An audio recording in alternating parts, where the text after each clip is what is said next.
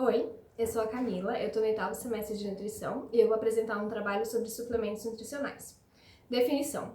No Brasil, é definido pelo Ministério da Saúde e Anvisa que suplementos nutricionais são alimentos compostos exclusivamente de nutrientes vitamínicos e ou minerais que sirvam para complementar a dieta diária de um indivíduo saudável.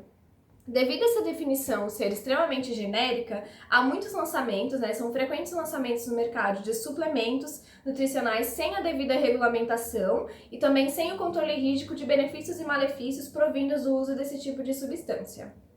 Objetivos esperados com o uso. Na grande maioria dos casos, os objetivos esperados com o uso são definição corporal, redução da gordura corpórea, redução do peso, aumento do desempenho durante as atividades físicas e ganho de massa muscular. Aumento exponencial da busca por suplementos. O número de usuários de suplementos tem aumentado, não só no Brasil, como também nos demais países, por diversos motivos, como, por exemplo, a busca incessante pelo corpo perfeito, melhora no condicionamento físico e ganho de desempenho nos atletas de elite. Pesquisa realizada com frequentadores de uma loja de suplemento.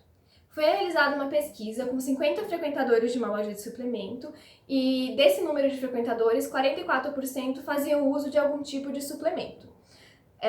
Desses entrevistados, 15% faziam uso por indicação de um profissional de educação física, 12% por indicação de algum amigo, 16% por demais indicações e apenas 9% faziam uso correto, que é através da indicação de um profissional capacitado para prescrever esse suplemento. Orientação dietética adequada. Previamente à indicação de qualquer suplemento, independente do suplemento, independente do objetivo, é necessário que se faça uma análise de um todo da condição dietética da pessoa, quem busca esse suplemento, como é a sua alimentação, como são distribuídos macro e micronutrientes dentro da dieta, o objetivo e as quantidades necessárias ideais de suplemento para suprir as necessidades desse indivíduo. Recomendação da ISSN. Bom, as recomendações delas são em relação a macro e micronutrientes e são feitas de maneira periódica, indicando as quantidades necessárias de macro e micronutrientes para a alimentação, que deve ser feita de maneira individualizada, respeitando cada organismo, cada porte físico, entre outros fatores. Suplementação primária.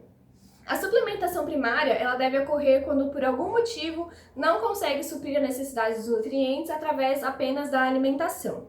Uma segunda indicação é em relação à questão de praticidade, quando a pessoa, por exemplo, pratica algum tipo de atividade física e não tem tempo de fazer um pré ou um pós-treino ou até mesmo durante um exercício de longa duração. Definição do efeito ergogênico. O efeito ergogênico de algumas substâncias também é um objetivo da suplementação. O termo ergogênico ele deriva do grego, de duas palavras, ergon, que quer dizer trabalho, e genan, que quer dizer produzir. Então, os recursos ergogênicos eles são definidos de uma forma abrangente como técnicas capazes de maximizar o trabalho, maximizar o desempenho do indivíduo. O processo de hipertrofia muscular esquelética em resposta ao treinamento de força é o mais estudado e o que está mais relacionado com a ergogenia da suplementação. O que podem conter os suplementos? Já foram descritos cerca de 250 suplementos ou mais, suplementos alimentares, e eles podem conter carboidratos, lipídios, gorduras, proteínas, minerais, vitaminas, ervas, enzimas, substâncias do metabolismo intermediário, como por exemplo aminoácidos, e vários tipos de extratos vegetais e animais. Suplementos de conveniência. Eles podem ser classificados como suplementos de conveniência, por exemplo, aquelas barrinhas energéticas, bebidas de carboidratos minerais, isotônicos, que são formulados para fornecer uma quantidade X de determinadas calorias e substâncias necessárias ao organismo. Atividades físicas intensas e necessidades aumentadas de proteínas. Bom, existe uma controvérsia na literatura em relação à suplementação de proteínas para praticantes de atividades físicas. Entretanto, nas últimas décadas, os estudos indicam que praticantes de atividade física de intenso nível, de alto nível, necessitam de uma balança positiva, de balanço positivo de proteína. Então, eles necessitam de quantidades 2 vezes maiores do que o indivíduo que não pratica essas atividades de alta intensidade. Então, esses indivíduos eles vão precisar, enquanto o indivíduo normal precisa de 0,8 a 1 grama de proteína, o indivíduo que pratica atividade de alta performance vai precisar de 2 gramas por quilo de peso de proteína na dieta.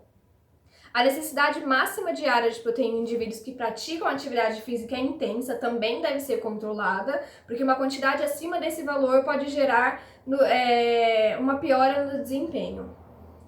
Quantidade de proteína dividida entre as refeições. Para um melhor aproveitamento, essa quantidade de proteína ela tem que ser dividida ao longo das refeições, não pode ser colocada em uma refeição só para não sobrecarregar o organismo, então ela deve ser segmentada direitinho distribuída em todas as refeições que o indivíduo vai fazer durante o dia. Uma vez que a absorção dessas proteínas vai acontecer em diferentes sistemas de transporte e todos esses sistemas possuem limites. Então, se você colocar uma quantidade grande de proteína de uma vez só, ao invés de dividi-la durante o dia, você vai sobrecarregar, né? Você vai provocar vai passar do limite de saturação que o organismo aguenta.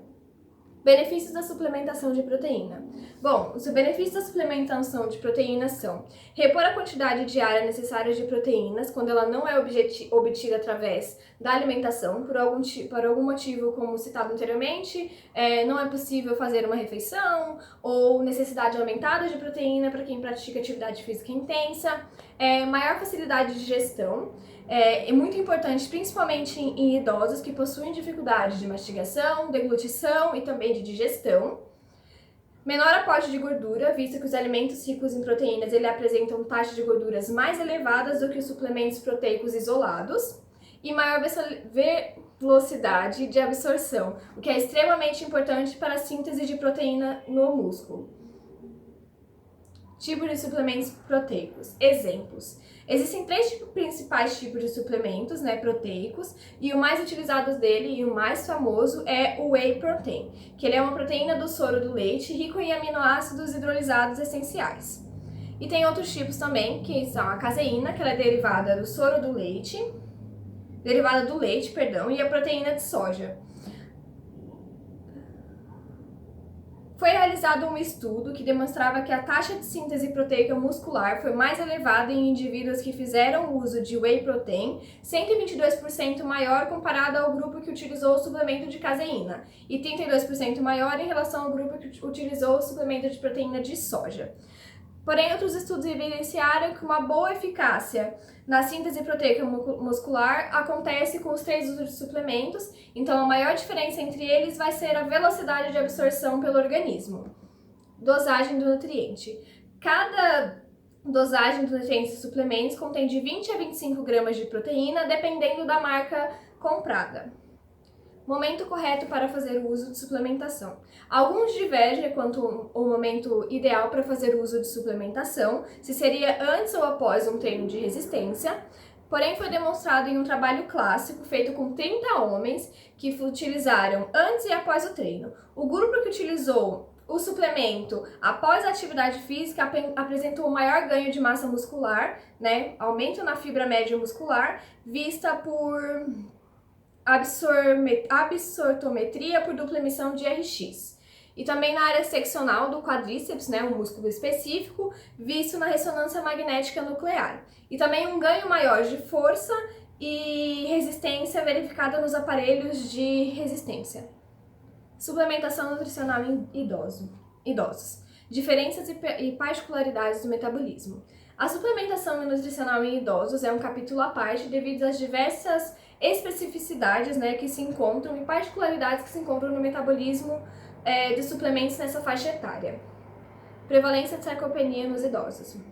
A sarcopenia, que é a perda de massa magra, é uma alteração altamente prevalente nos idosos, principalmente entre os 60 e 70 anos e acima dos 80 também. Então, entre os 60 e 70 anos, a prevalência é de 5 a 13% de sarcopenia nos idosos e acima dos 80 anos sobe de 11 a 50%. Já é estabelecido também que acima dos 50 anos existe uma redução de massa magra em torno de 1% ao ano. Além da perda de massa muscular, ocorre também a redução com essa perda de força muscular e também de desempenho, chegando a 1,5% entre os indivíduos de 50 a 60 anos. Após os 60 anos, essa perda muscular passa a ser em torno de 3%. Resistência anabólica. Além do atraso de síntese proteica muscular após o estímulo anabólico, existe também na população idosa um mecanismo chamado resistência anabólica. Isso significa que é necessária uma quantidade maior de proteínas para ser atingida a mesma síntese proteica do que no indivíduo jovem, por exemplo. Recomendação de maior ingesta de proteína para idosos. Um estudo demonstrou que após o uso de 5 gramas de proteína, os jovens já iniciavam a síntese proteica muscular adequada e atingiam o platô após 20 gramas. Já os idosos, o nível de proteína tinha que ser mais elevado, em torno de 10 gramas para início, para atingir o fator platô, 30 gramas. Uso de leucina para vencer a resistência anabólica.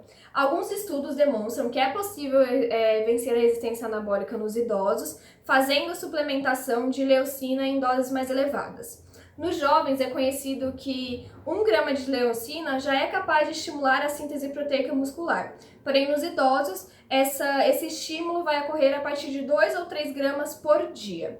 Então, assim, existe no mercado suplementos que têm essas quantidades mais elevadas de leucina, especificamente para o público-alvo, né, que seriam os idosos, devido às necessidades elevadas dos mesmos. Benefícios da creatina para os idosos. O benefício do uso da creatina na população idosa, ele foi demonstrado por diversos trabalhos que apontam ganho de massa magra e também o mais importante, né, aumento de desempenho, ganho de função e na qualidade de vida dos idosos. O uso de 0,3% gramas por quilo de peso por dia de creatina para homens e para mulheres acima de 60 anos melhorou todos os parâmetros relacionados com uma quantidade melhorou os parâmetros mencionados acima com uma quantidade semelhante.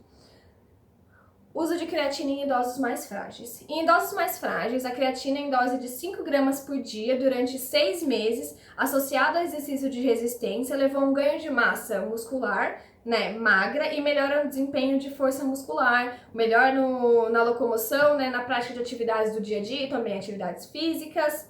E um artigo de revisão concluiu que em idosos, o uso de creatinina em doses baixas, apenas 3 vezes por semana, associada a exercícios de resistência, são capazes de promover o aumento da massa muscular e da força. Bom, resumidamente, concluindo, o uso de suplementos deve ser feito com acompanhamento de um profissional adequado, não se deve atribuir propriedades milagrosas a esses suplementos, né? Quando eles são feitos, prescritos de uma maneira adequada, considerando ao todo a dieta, né? Como é o dia a dia e o objetivo buscado por quem faz esses suplementos, os efeitos podem sim ser positivos e buscar também suplementos que tenham comprovação científicas e profissionais gabaritados. Eles são bem interessantes, não só para jovens, né, que pratiquem atividades físicas, porém também para idosos, né, já que aumentam no ganho da massa muscular, contribuem para a diminuição dos níveis de sarcopenia e também ajudam na melhora da qualidade de vida. Bom, é isso. Obrigada por ter assistido até aqui. Até a próxima!